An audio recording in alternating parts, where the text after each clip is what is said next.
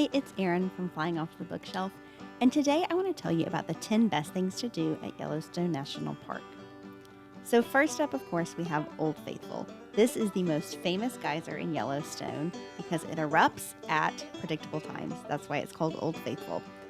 They have a big visitor center here, so when you arrive, you can see the time for the next eruption that's predicted. And make sure you get out to the viewing platform in plenty of time because the crowds will definitely gather. But it's an amazing sight to see, and you definitely need to make sure you stop by in Yellowstone. My second favorite thing to do is actually near Old Faithful, and it is the Old Faithful Lodge. This is a historic hotel, and it really feels like a log cabin. You can explore the lobby, you can take a tour of the hotel to learn about the history, and you can also eat lunch here without a reservation. They start lunch service at about 11:30, so just hop in line at about 11 and you'll get in for the buffet.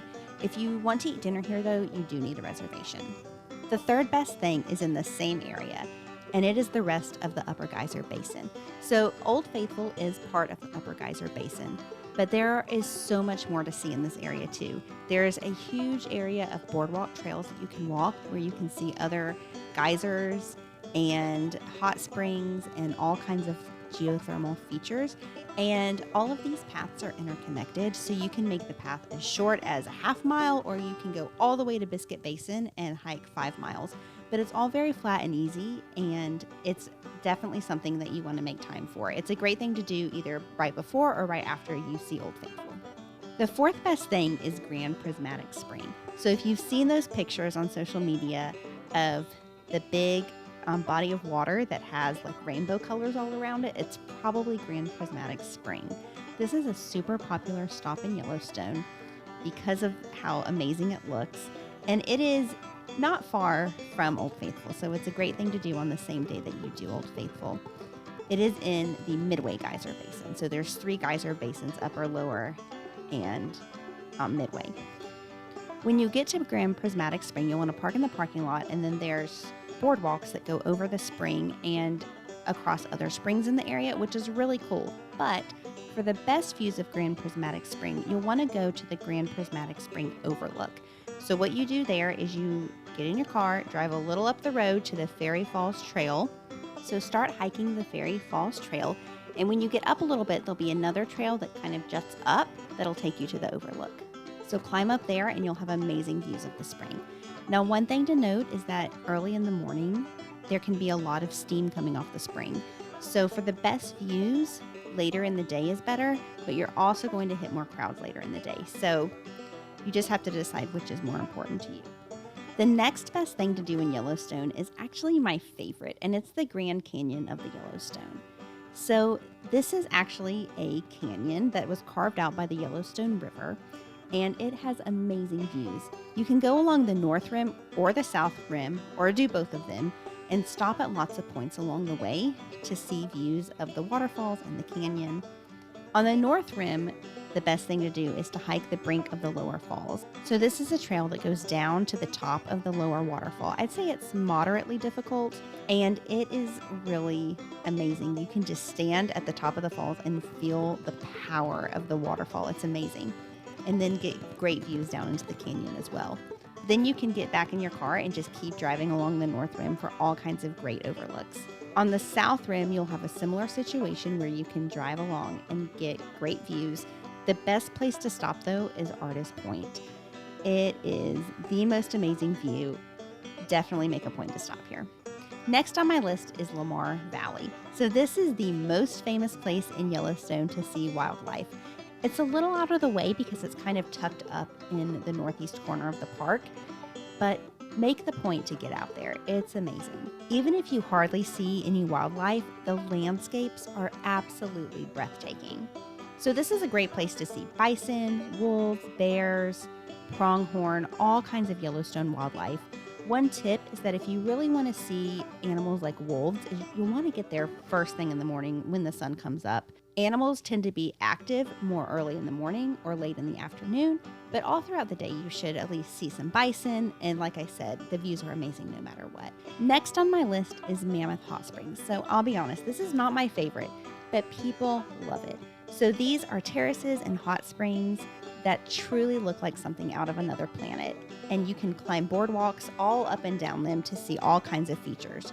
My favorite part was the Pallet Spring, which is just so purely white, it hardly looks real. And nearby you can check out Fort Yellowstone, which is where the Army once lived when they had to take over managing the park. It has some cool buildings and some great picnic areas. 8th on my list is my favorite geyser basin, and that is the West Thumb Geyser Basin. I love it because it sits on Lake Yellowstone, which means that you get the geysers that Yellowstone is so famous for, but you also get amazing sweeping lake views. It's so beautiful. One thing you'll want to check out here is the fishing cone, which is pretty neat. It is a geyser that sits in Yellowstone Lake, and the story goes that people used to fish in the lake and then just drop their fish right down in the geyser to cook them right there on the lake. So definitely stop by and check that out.